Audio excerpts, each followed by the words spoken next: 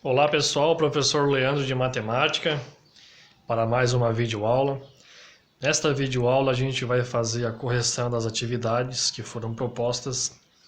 Então a questão número 1 diz o seguinte: observe a figura e indique a fração que representa cada parte em relação à figura toda. Então, na letra A, em relação à quantidade de vermelhas, a B, a quantidade de azuis e a C, a quantidade de amarela. Isso em forma de fração. Então, o primeiro passo que eu terei que fazer é contar quantos triângulos que eu tenho aqui, tá? Então aqui, ó, eu tenho um triângulo, 2, 3, 4, 5, 6, 7, 8, 9, 10. Então, como nessa fileira eu tenho 10, na segunda fileira eu também vou ter 10 e na terceira fileira eu também vou ter 10. Então, eu vou ter 30 triângulos no total. Então, na letra A, ele quer saber a quantidade de triângulos que está pintado da cor vermelha. Então, como 30 representa o meu total, então eu vou contar a parte vermelha. Eu tenho 1, 2, 3, 4 triângulos vermelhos. Então, na minha fração, eu vou escrever 4 sobre 30. Essa vai ser a resposta do gabarito. Porque eu tenho 4 partes pintadas de vermelho, num total de 30 triângulos. Então a parte de cima vai ser a quantidade de partes vermelhas, que é 4, e embaixo vai ser a quantidade de total de triângulos que eu tenho na figura. Então a resposta é 4 sobre 30 avos. Na letra B, ele quer saber a quantidade de azuis. A quantidade total vai ser a mesma, porque eu tenho 30 triângulos nessa figura. Então eu vou contar quantos triângulos azuis eu tenho. Eu tenho 1, 2, 3, 4, 5, 6. Então a resposta vai ser 6 triângulos azuis num total de 30. Então esse é o gabarito. Na letra C, ele quer saber a quantidade de triângulos que estão na cor amarela. Então eu vou contar quantos triângulos amarelos eu tenho aqui. Eu tenho 1, 2, 3, 4, 5, 6. Então a resposta também vai ser 6 partes amarelas de um total de 30. Agora a questão número 2. Analise o quadro abaixo e responda as questões. Então aqui eu tenho um quadro. Nessa coluna aqui eu tenho a classe, o sexto ano A, sexto ano B, sexto ano C, sexto ano D e o sexto ano E.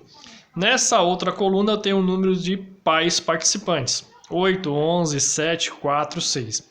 Então o sexto ano A eu tenho 8, o sexto ano B eu tenho 11 e assim por diante. Então eu vou ter as perguntas logo abaixo. A letra A. Que fração do total de pais participantes da reunião representa os pais dos alunos do sexto ano A? Então primeiro eu tenho que saber quantos pais que eu tenho aqui no total. Eu teria que fazer o somatório de todos esses números. 8 mais 11 mais 7 mais 4 mais 6. Eu vou encontrar um total de 36. Se eu fizer a soma dessa coluna. Então ele quer saber a fração do total de pais participantes da reunião representa os pais dos alunos do sexto ano A. Então no sexto ano A eu tenho apenas 8. Então ele vai representar que parte? Vai representar 8 de um total de 36. Então a resposta vai ser 8 de um total de 36. Então essa é a resposta final. Na letra B. Que fração representa os dois participantes que não são pais dos alunos do sexto ano E? Então aqui ó, eu tenho a linha do sexto ano E. Ele quer saber o que não fazem parte dessa linha. Então, como o total é 36, eu tenho que pegar esse 6 e retirar do total. E aí eu vou saber a quantidade de pais participantes que não pertencem ao sexto ano. Ou seja, eu estou eliminando essa linha do sexto ano. Eu estou eliminando essa linha do sexto ano.